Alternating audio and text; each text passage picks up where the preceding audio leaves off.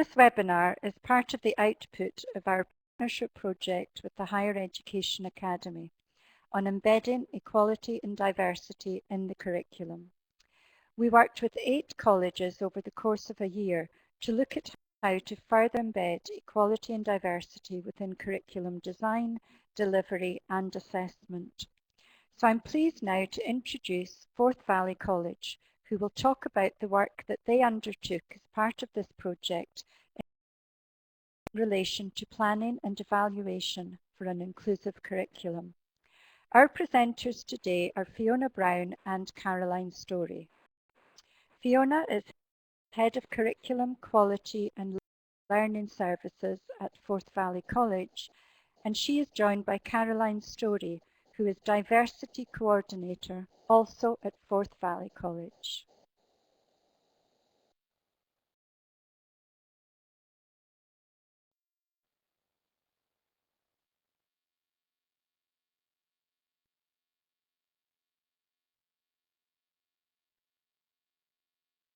Thanks, Suzanne. So welcome to our webinar today, where we plan to share our experience of developing practical resources that teaching staff can use to further embed equality and diversity into everyday practice. Firstly, we thought it would just be useful to give you a bit of background on the college itself. We cover the central region of Scotland and have campuses in Alloa, Falkirk and Stirling. We have approximately 14,500 students a year, and courses range from access to degree level. We deliver programmes in a wide variety of subject areas, from science, computing and engineering to hospitality and salon services. We thought at this point it would actually be useful to get an idea of participants' baseline position, and we're going to ask you another poll question. So how confident do you feel at embedding equality and diversity into the curriculum?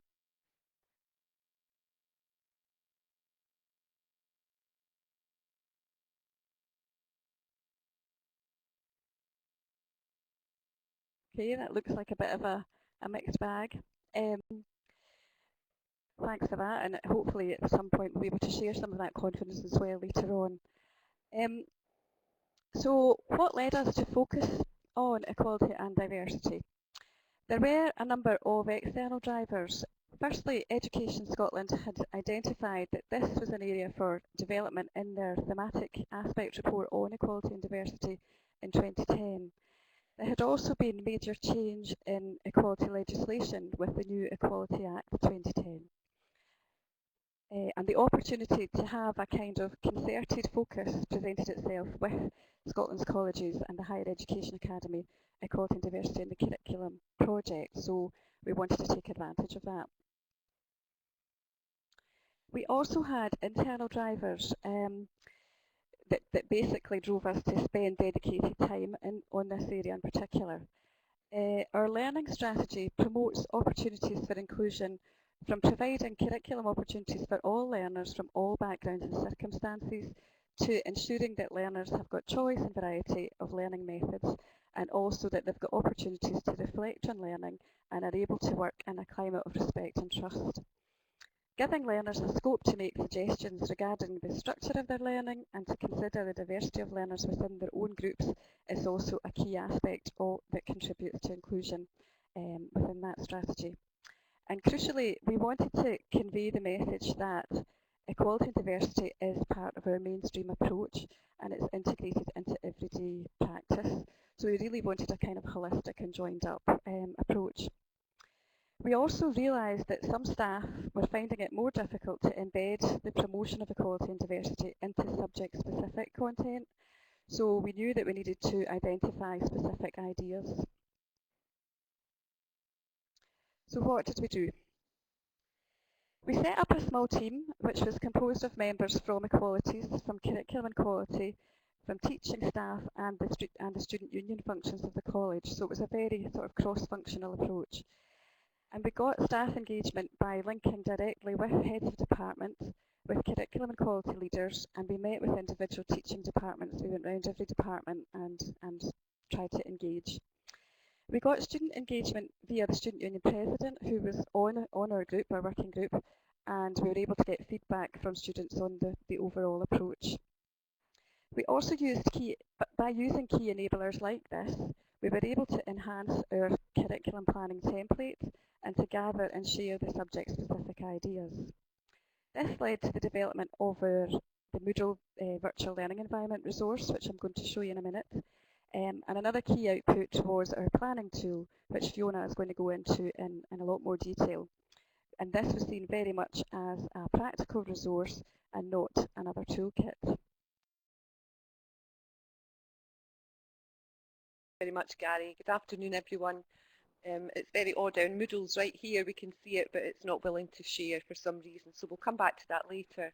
So for this part of the session, we thought we'd have a closer look at the Forth Valley College Learning Activity Planning and Reflection tool, which I've subtitled A Wee Idea with a rather big name that seems to be working quite well, which kind of does what it says on the tin. So first of all, why did we feel that we needed a tool at all? That we had decided that it would be helpful to have some kind of simple practical tool to assist staff in thinking of building in a wide range of essential skills and other experiences into the learning process. So this is what we came up with, a one-page planning tool that kind of started life on the back of a napkin, I guess. What it has is the subject-specific topic and the learning intentions sitting in the centre within a container that's made up of questions, and the questions prompt thinking about how the learning opportunity can encourage the development of wider skills and understanding and so on. And we're here to talk about equality and diversity. As I said earlier, this tool wasn't designed with equality and diversity in mind. However, we did include one specific question related to the promotion of equality and diversity, diversity and inclusion rather, in the container. However, the interesting thing was as we started to develop examples of the tool for different subject areas and use it with staff and learners, we realised that equality and diversity were actually woven throughout the whole plan. So we thought it might be worth having a wee bit of an interactive challenge around that. So what we'd like to ask you for just a couple of minutes to think about what other opportunities can you see for these prompt questions to promote the embedding of equality and diversity in learning. If you could just take a couple of minutes to think about this and share your thoughts in the chat box, if you would.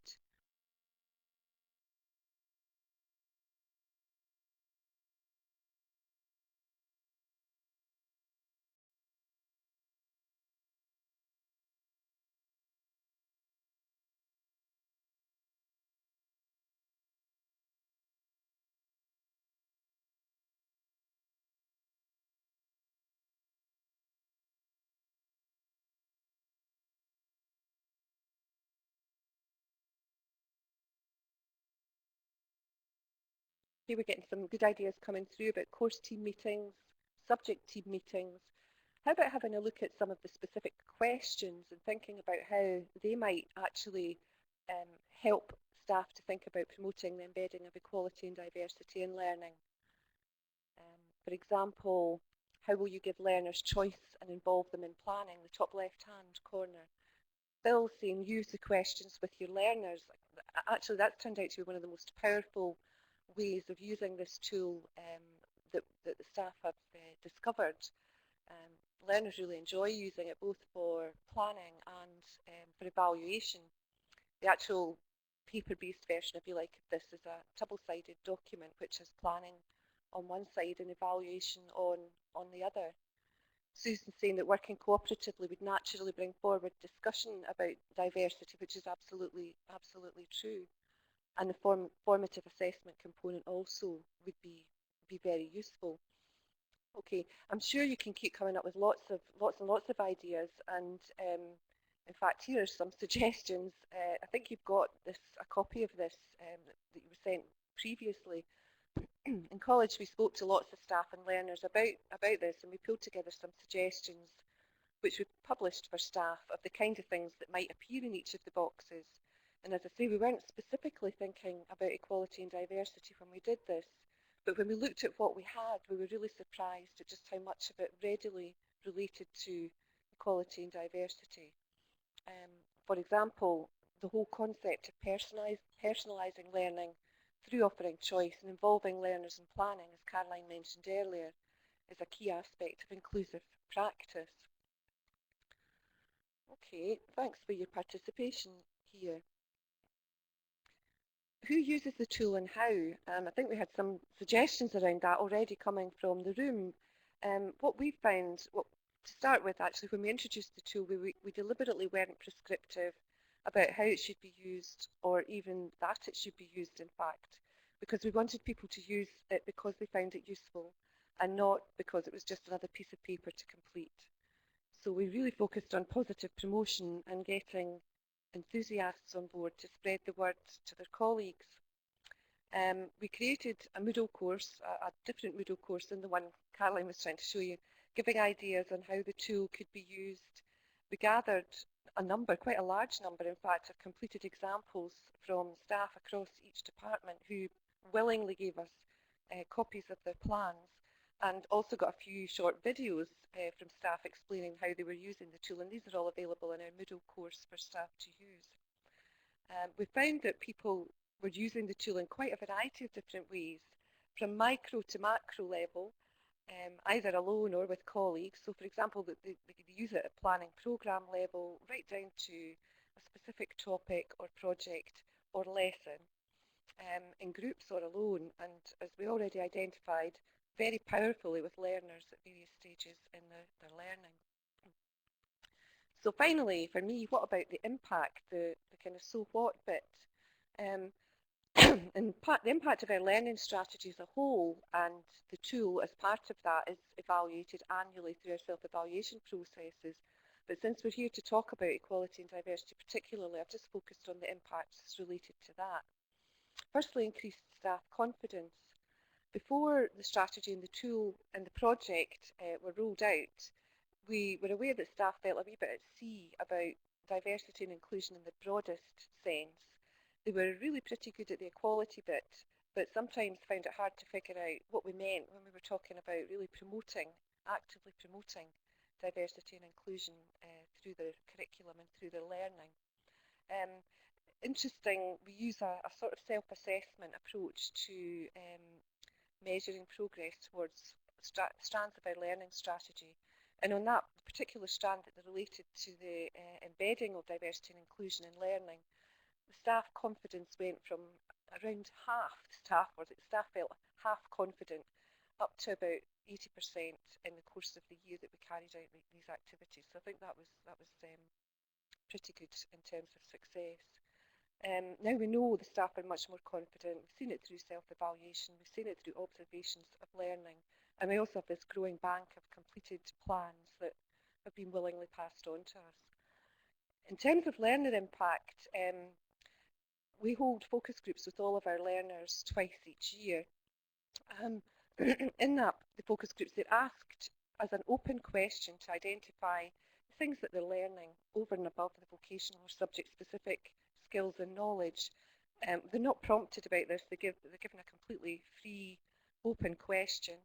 In 2011-2012, there were very few of our learner groups that voluntarily told us that they felt their course was helping them to understand more about and promote diversity.